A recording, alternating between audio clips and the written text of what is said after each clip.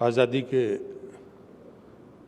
75 वर्ष पूर्ण होने के 75 सप्ताह पहले साबरमती की इस पवित्र धरती पर और दांडी यात्रा की तिथि पर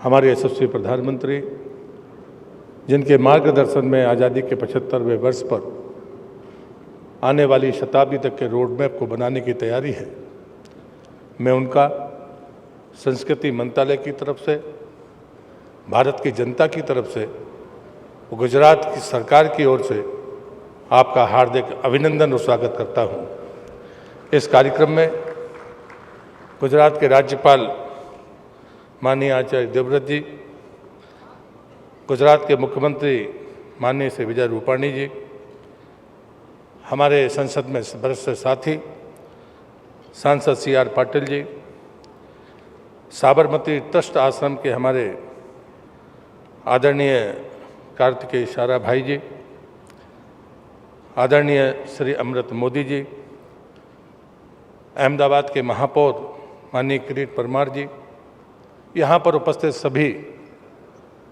उपस्थित भाइयों और बहनों, देश के वो 75 स्थान जहाँ पर देश के हमारे लोकसभा के अध्यक्ष, मंत्रिपरिषद के वरिष्ठ सहयोगी, आदरणीय राज्यपालगण, मुख्यमंत्रीगण, विधायक और सांसदगण और आम गणमान्य नागरिक इस कार्यक्रम में शामिल हो रहे हैं, मैं उन सब का हृदय से स्वागत करता हूं। मैं इस अवसर पर महात्मा गांधी जी के 2 मार्च 1930 के इस 2 वाक्यों को उद्धृत कर अपनी बात को शुरू करूंगा। महात्मा गांधी जी ने ये पत्र लॉर्ड इरविन को 2 मार्च 1930 को लिखा था। तब उन्होंने लिखा था, राजनीतिक दृष्टि से हमारी स्थिति गुलामों से अच्छी नहीं है। हमारी संस्कृति की जड़ें ही खोखली कर दी गई हैं। हमारा हथियार छीनकर हमारा सारा पौरुष अपहरण कर लिया गया है। हम सबको निःशस्त्र करके कायरों की भांति निस्सहाय और निर्बल बना दिया है। लेकिन आज 91 वर्ष बाद आज हम फिर उसी माटी पर खड़े हैं, उस धरती पर, उस तारीख में खड़े हैं, लेकिन आज वो बदला हुआ भारत है। आज करीब 91 साल बाद जब मैं उसी मिट्टी पर आज़ादी के 75 साल के अमृत उत्सव के मौके पर चल रहा हूँ, तब देश के हालात बदले हुए हैं। अब हमारे प्रधानमंत्री नरेंद्र मोदी जी कहते हैं कि भारत की आज़ादी की शताब्दी का सफ़र स्वावलंबी और स्वाभिमान से भरा होगा। हम दुनिया के सामने अब याचक नहीं होंगे। हमारी छवि अब दुनिया अपने कैनवास पर दाता के रूप में बनाएगी। हमने संकट के समय में दवा हो या वैक्सीन, हर किसी को अपना कुटुंबी मानकर पहुंचाया है। हम श्रम की भाषा इसलिए बोलना चाहते हैं कि हमारी आने वाली पीढ़ी और हमारी नस्लें दीनता की भाषा न बोलें, वे सामर्थ्य और समृद्धि का व्याकरण पढ़ें।